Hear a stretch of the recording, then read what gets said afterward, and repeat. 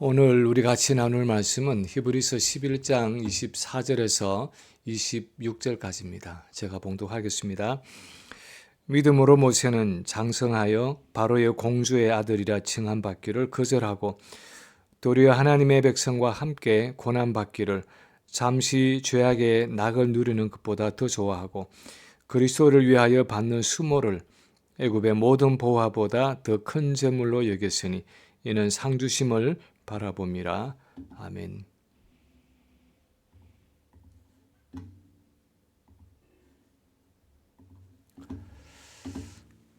지금은 다 자라서 어른이 되었지만 저는 남자아이만 셋을 키웠습니다. 다른 집도 그렇겠지만 이 남자아이들을 키우다 보면 1년에 한두 번쯤은 꼭 이머전시로 병원에 갈 일이 생깁니다. 운동을 하다가 다치든지 무슨 장난을 치다가 팔이 부러지든지 다리가 부러지든지 어디가 찢어지든지 해서 자랄 때 새 아이가 다 몇 번씩 이머전시에 들어간 경험들이 있습니다.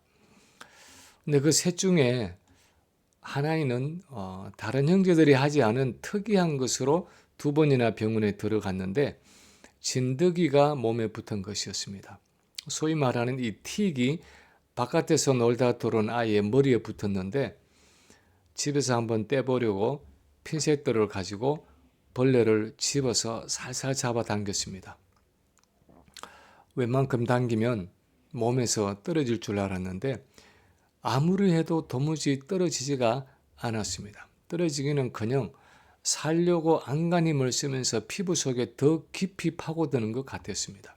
그래서 몸통을 핀셋으로 잘 잡고 힘껏 잡아당겼는데 드디어 몸이 뚝 하고 떨어진 것 같아서 보니까 아이의 머릿속에 박혀있던 그 주둥이가 빠진 것이 아니라 이 진드기의 주둥이와 몸통이 떨어져 버린 것이었습니다. 보니까 주둥이는 여전히 머릿속에 박혀있고 몸이 찢어져서 떨어졌습니다. 그래서 할 수 없이 병원에 가서 의사가 그 나머지를 뽑아내어야 했습니다. 병원에서 돌아오면서 기분이 참 묘했습니다. 진드기가 그렇게 질긴 줄은 미처 몰랐습니다. 그래서 아마 진드기라는 이름을 가지고 있는지 몰라도 정말 그렇게 질기게 붙잡은 것을 끝까지 놓지 않는 줄 처음 알았습니다. 무엇을 포기한다는 것은 이렇게 어려운 것입니다. 특히 지금 내게 어떤 육체적, 정신적 만족을 주고 있는 그 무엇을 포기한다는 것은 어쩌면 죽기보다도 더 어려운 일인지도 모릅니다. 그런데 우리 모두에게는 이 진드기처럼 죽어도 포기할 수 없는 어떤 종류의 집착들이 있습니다. 종류는 다 다르겠지만 사람마다 놓아야 하는데 평생 놓지 못하고 붙잡고 살아가는 어떤 것들이 있습니다. 어떤 사람에게는 그것이 물질일 수도 있고 어떤 사람은 명예일 수 있고 어떤 사람은 권세일 수 있고 또 어떤 사람은 그것이 쾌락일 수 있습니다. 또 어떤 사람에게는 쾌락까지는 아니라 해도 그것이 안락함이나 편안함이나 어떤 행복감일 수 있습니다.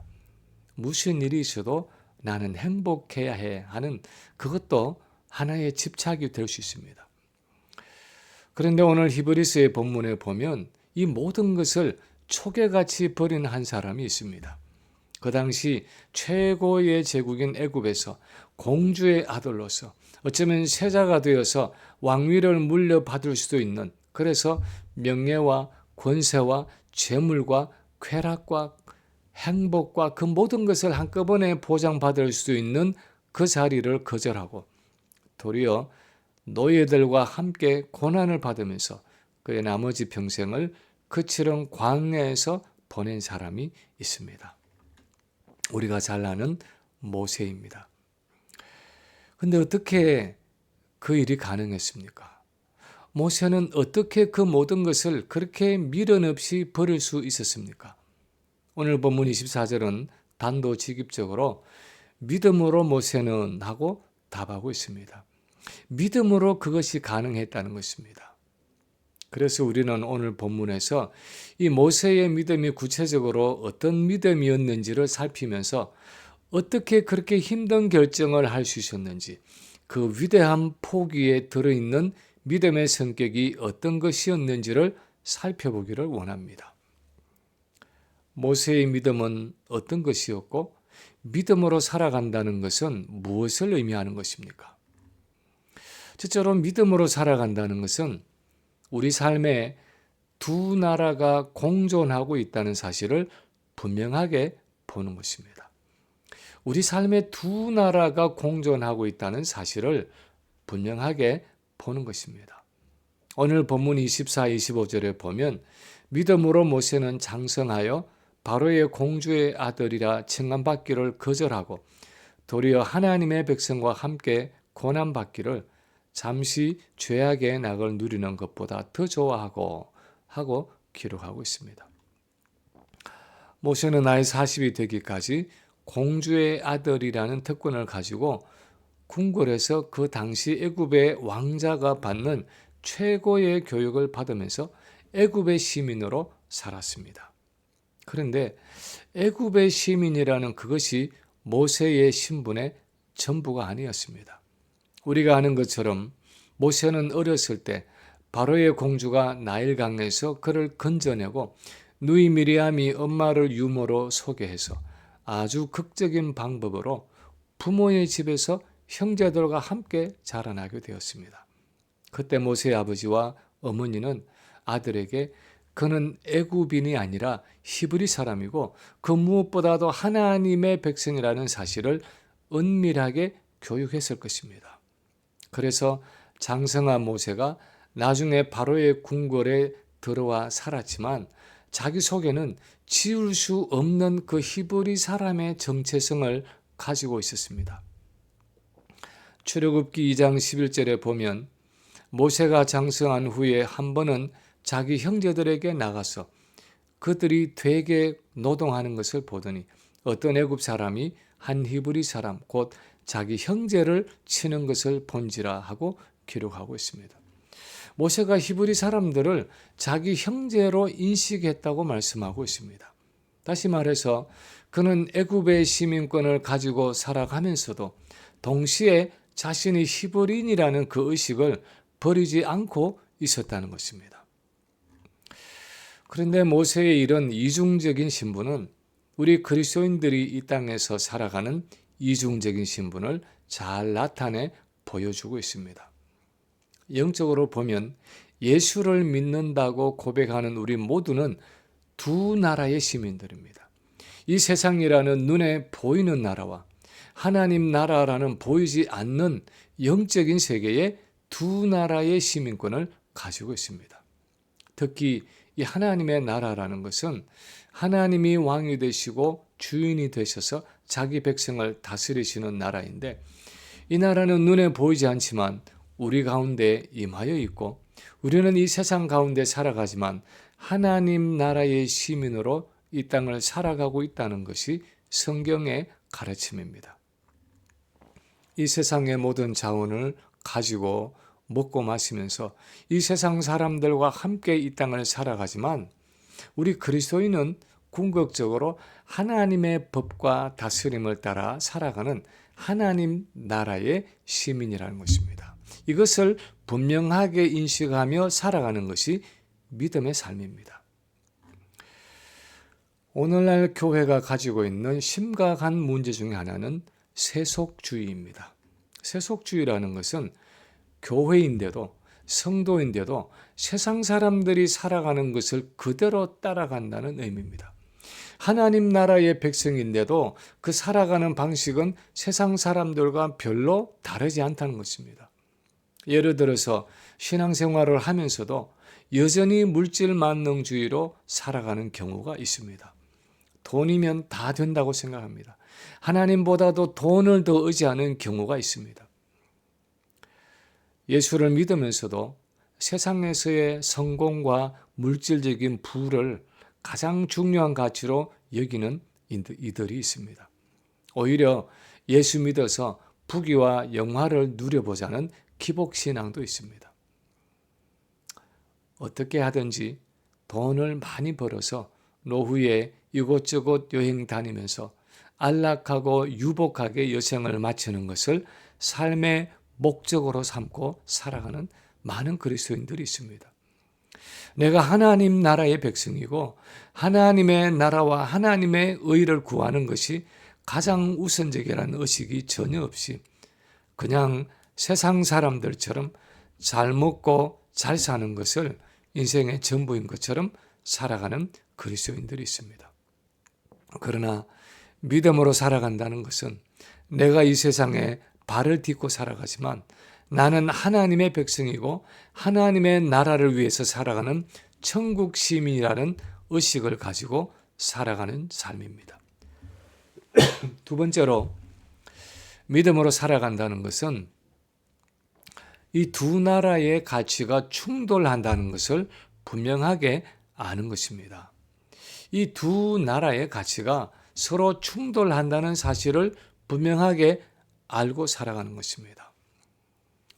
모세가 40이 되기까지 몸담고 있던 이 애굽이라는 세상 나라와 모세가 원래 속한 이스라엘이라는 하나님의 나라는 반드시 서로 부딪힐 수밖에 없는 나라였습니다. 왜냐하면 하나님의 구원 계획 가운데서 이스라엘은 온 인류를 구원하기 위한 하나님의 목적을 이루는 하나님의 도구였고 애굽이라는 나라는 이스라엘을 향하신 하나님의 구원 계획과 목적을 이루어지지 못하도록 좌절시키고 방해하는 나라였기 때문입니다. 모세가 어렸을 때는 그것을 심각하게 깨닫지 못하고 있었고 그런 상황에 부딪히지 않았을 뿐이지 그 영적인 원리에 있어서 이 두 나라는 처음부터 격렬하게 부딪히고 충돌하고 있었습니다. 모세가 장성한 어른이 되었을 때 드디어 그는 자기가 속한 이 두 나라의 가치관이 서로 충돌하고 부딪힌다는 것을 깨닫게 되었습니다. 오늘 본문의 배경이 되는 출애굽기 2장에 보면 하루는 모세가 궁궐 밖에 나가서 이스라엘 사람들이 노예로 일하고 있는 현장을 보게 되었는데 한 애굽 사람이 자기 동족 이스라엘 사람을 때리고 있는 광경을 목격하게 되었습니다. 모세는 참으로 어려운 상황에 부딪혔습니다. 왜냐하면 만약 자기 동족 이스라엘을 치고 있는 애굽 사람을 가만둔다면 자신은 동족을 배신하는 사람이 될 것입니다. 그렇다고 공주의 아들인 그가 이스라엘 편을 들어서 애굽 사람을 친다면 그것은 국가에 대한 반역이 될 것이었습니다. 그는 자신이 속한 이 두 나라의 가치관이 서로 갈등하고 충돌하고 있는 것을 보게 된 것입니다. 둘 중 하나를 선택해야 하는 기로에 서게 된 것입니다. 그런데 우리 그리스도인들도 마찬가지입니다.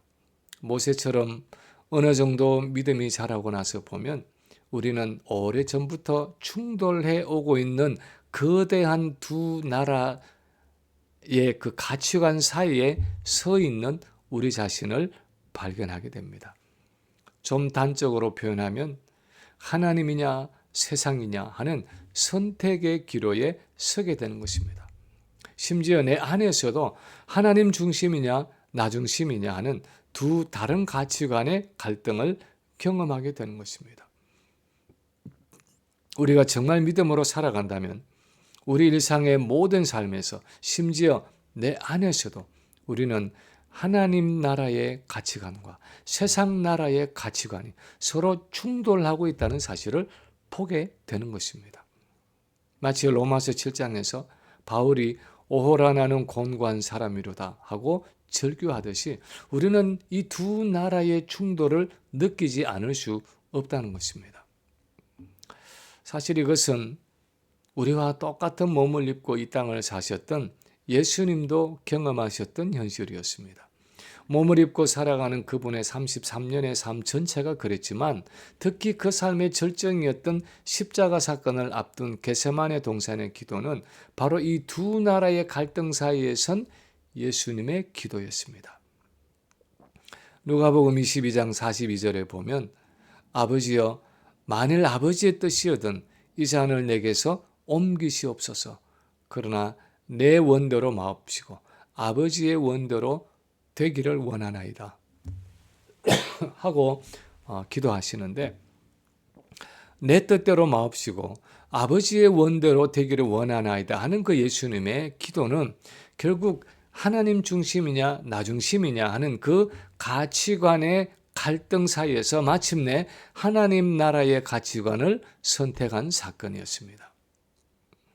많은 경우에 우리 신앙생활의 문제는 이것이냐 저것이냐 하는 이 갈등 사이에서 둘 다를 포기하지 않으려 하고 또 실제로 그렇게 살아갈 수 있다고 믿는 것입니다. 성경 전체를 통해서 하나님의 백성들이 가졌던 가장 큰 문제는 가치관이 서로 충돌하는 이 두 나라 사이에서 이것도 붙잡고 저것도 붙잡으면서 양다리를 걸칠 채로 신앙생활을 할 수 있다고 생각한 것이었습니다. 광야의 이스라엘 백성들이 그랬고 가나안에 들어간 이스라엘 백성들의 문제도 그것이었습니다. 마침내 나라가 망해서 바벨론에서 포로 생활을 해야 했던 백성들의 문제도 그것이었습니다. 그들은 하나님을 섬기면서도 우상을 동시에 섬기는 것이 얼마든지 가능하다고 생각했습니다. 하나님과 세상을 동시에 누릴 수 있다고 생각했습니다. 그런데 거기에 대해서 성경은 무엇이라고 말씀하고 있습니까? 요수아의 고별 설교를 담고 있는 요수아서 24장 19절 말씀에 보면 임종이 가까웠을 때 요수아가 백성들에게 이렇게 말합니다. 너희가 여호와를 능히 섬기지 못할 것은 그는 거룩하신 하나님이시요 질투하는 하나님이시니 너희 허물과 죄를 사하지 아니하실 것이니라. 그런 이유 때문에 요수아가 이렇게 촉구합니다. 24장 15절에 보면 너희 섬길 자를 오늘날 택하라. 오직 나와 내 집은 여호와를 섬기겠노라. 요수아는 명백하게 하나님의 나라와 세상 나라는 공존할 수 없고 서로 충돌한다고 말하고 있습니다. 그래서 하나님과 우상을 동시에 섬길 수 없다고 말하면서 그 충돌하는 가치관 사이에서 양자택일을 해야 한다고 말합니다. 하나를 택하고 다른 하나를 버려야 한다는 것입니다. 그런데 여호수아만 그런 말을 한 것이 아니었습니다. 예수님도 그렇게 말씀하셨습니다. 누가복음 16장 13절에 보면 집 하인이 두 주인을 섬길 수 없나니 너희가 하나님과 재물을 겸하여 섬길 수 없느니라. 야고보서 4장 4절에 보면 이렇게 말씀합니다. 세상과 벗된 것이 하나님의 원수임을 알지 못하느뇨. 그런즉 누구든지 세상과 벗이 되고자 하는 자는 스스로 하나님과 원수되게 하는 것이니라. 믿음으로 살아가야 하는 우리 신앙생활의 많은 갈등이 바로 여기에서 옵니다. 이 두 나라가 본질적으로 상충되는 가치관을 가지고 있다는 사실을 심각하게 생각하지 않는 것입니다. 이것도 가지고 저것도 가질 수 있다고 생각하는 것입니다. 예수도 믿고 이 세상도 누릴 수 있다고 생각하는 것입니다. 둘 다를 가질 수 있다고 생각하는 것입니다. 그런데 모세의 위대한 점은 그 둘을 함께 누릴 수 없다는 사실을 분명히 알았다는 것입니다. 그것이 그의 믿음의 탁월함이었습니다. 세 번째로 믿음으로 살아간다는 것은 일시적인 가치를 버리고 영원한 가치를 선택하는 것입니다. 믿음으로 산다는 것은 그 충돌하는 가치관 사이에서 일시적인 가치를 버리고 영원한 가치를 선택하는 것입니다. 오늘 본문에 보면 믿음으로 모세는 바로의 공주의 아들이라 칭함을 거절하고 도리어 하나님의 백성과 함께 고난받기를 잠시 죄악의 낙을 누리는 것보다 더 좋아하고 그리스도를 위하여 받는 능력을 애굽의 모든 보화보다 더 큰 재물로 여겼다고 했습니다. 모세가 그 충돌하는 두 나라 사이에서 하나를 택해야 하는 그 상황에서 자기 동족 이스라엘을 선택하고 애굽 사람을 쳐 죽였을 때 그는 더 이상 바로의 공주의 아들이라는 특권을 누리기를 거부한 것이었습니다. 모세가 거부한 애굽의 권세와 명예와 부귀는 세상적인 눈으로 볼 때는 정말 아까운 것이었습니다. 거기에는 엄청난 기회가 있고 엄청난 가능성이 있었습니다. 그러나 모세는 그것을 과감하게 포기할 수 있었습니다. 왜냐하면 그는 믿음의 눈으로 그 본질을 보았기 때문입니다. 한없이 화려해 보였지만 믿음의 눈으로 볼 때 그것은 이 세상에서 잠시 누리는 즐거움이고 행복이었습니다. 25절에 이 잠시 죄악의 낙이라는 이 단어를 영어 킹 제임스 버전에서는 pleasures of sin for a season 하고 번역하고 있는데 한때의 쾌락, 한철의 즐거움 하는 의미입니다. 메뚜기도 한철이라는 한글 표현이 있듯이 온 천하가 자기들의 것인 양 그렇게 시끄러운 한여름 벌레들의 축제도 일단 서리가 한번 내리고 나면 언제 그랬느냐는 듯이 잠잠해지고 마는 것처럼 이 세상이 주는 즐거움과 행복도 그렇게 한철이면 지나가는 잠시 동안의 낙이라는 것입니다. 우리 육신의 정욕과 안목의 정욕과 이생의 자랑을 만족시켜주는 이 세상의 유혹과 죄에는 분명히 즐거움이 있고 쾌락이 있지만 그것은 잠시 지나가는 한철의 즐거움에 불과하다는 것입니다. 그래서 모세는 잠시 그런 죄악의 낙을 누리는 것보다 26절을 보면 그리스도를 위해 받는 수모를 애굽의 모든 보화보다 더 큰 재물로 여겼다고 말씀하고 있습니다. 아마도 모세는 그 이스라엘 민족을 통해서 장차 메시아가 태어날 것이라는 사실을 어렴풋이 알았던 것 같습니다. 그래서 오실 메시아를 위해 하나님의 백성들과 함께 당하는 그 수모가 하나님의 나라를 위한 고난이고 애굽의 그 어떤 부귀나 영화보다 더욱 영원한 가치가 있는 일이라고 판단했습니다. 그래서 바로의 공주의 아들로서 누릴 수 있는 그 모든 영광을 포기하고 하나님의 백성의 편에 선 것이었습니다. 이렇게 하나님 나라의 영원한 가치를 위해 순간적인 세상의 즐거움을 포기할 수 있는 것이 바로 진정한 믿음이라는 것입니다. 역사를 통해서 아마도 오늘날만큼 순간적이고 일시적인 가치를 추구하는 시대도 많지 않을 것입니다. 특히 디지털 미디어에 익숙해진 우리 세대도 그렇고 우리 자녀와 손주들의 시대는 더더욱이 오래 기다리는 일이 너무나 힘듭니다. 특히 우리 한국 사람들의 정서는 무엇이든 빨리빨리 진행을 해야 하고 빨리 결과를 보고 빨리 보상이 있어야 한다고 생각합니다. 오늘날 이 시대를 지배하고 있는 삶의 원리는 지금 현재 눈에 보이고 손에 만져지고 몸에 느껴지는 이 만족이 가장 중요하다는 것입니다.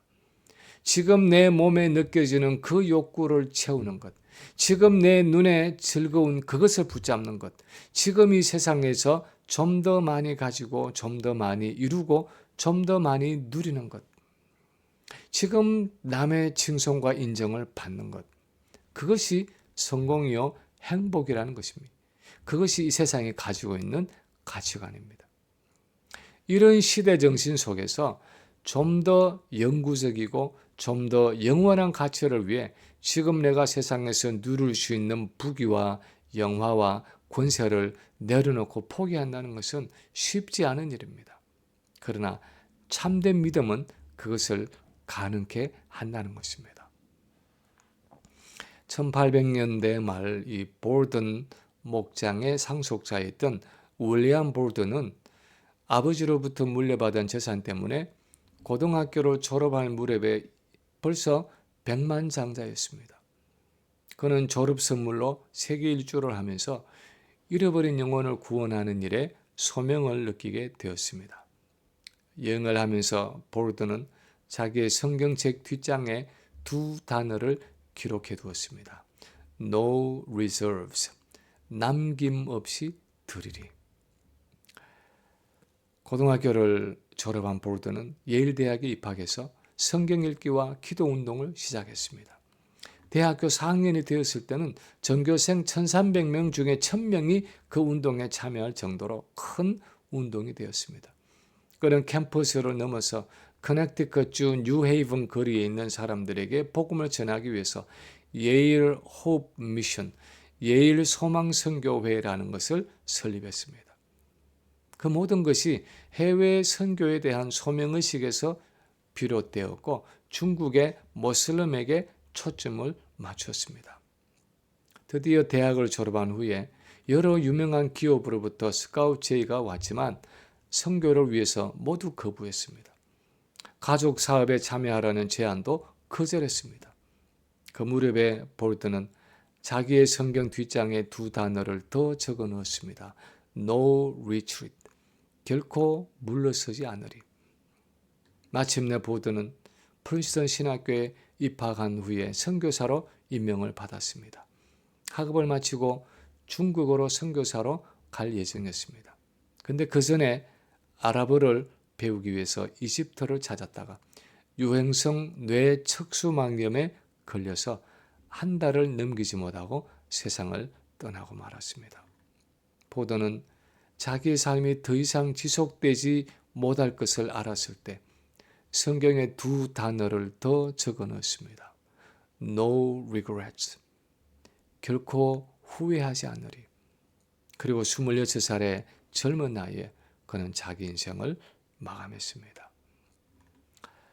왜 26살의 꽃다운 청춘의 세상을 떠나면서도 그는 No regrets, 후회하지 않으리 하는 글귀를 성경책에다가 남겼습니까? 왜냐하면 비록 짧았지만 그가 쏟아부은 시간과 열정이 하나님 나라의 관점으로 볼 때 영원한 것을 위한 값진 투자였다는 것을 알았기 때문이었습니다. 26년이 아니라 100년을 살았다 해도 자신의 행복과 자신의 즐거움만을 위해서 살았다면 그의 인생도 그냥 잠시 누리는 죄악의 낙일 뿐임을 알았기 때문이었습니다. 모세는 영원한 가치를 위해 애굽의 모든 부귀와 권세와 영화를 과감히 포기했습니다. 그것은 실로 위대한 포기였습니다. 윌리엄 볼드는 26살의 짧은 삶을 살았지만 하나님 나라를 위해 자신의 모든 것을 드렸습니다. 우리는 어떻습니까? 지금 내 삶에서 포기해야 할 것은 없습니까? 혹시 여전히 세상에 잠시 누릴 안락함과 즐거움을 붙잡고 그것 때문에 하나님께 온전히 나아가지 못하고 있지는 않습니까? 오늘의 시간 하나님 나라를 위해서 내가 결단하고 내려놓아야 할 것은 없습니까? 이 시간 크든 작든 하나님 나라를 위해서 이 모세와 같이 내가 내려놓을 것을 내려놓고 위대한 포기를 실천하는 우리 모든 성도들이 되시기를 주님의 이름으로 간절히 축원합니다.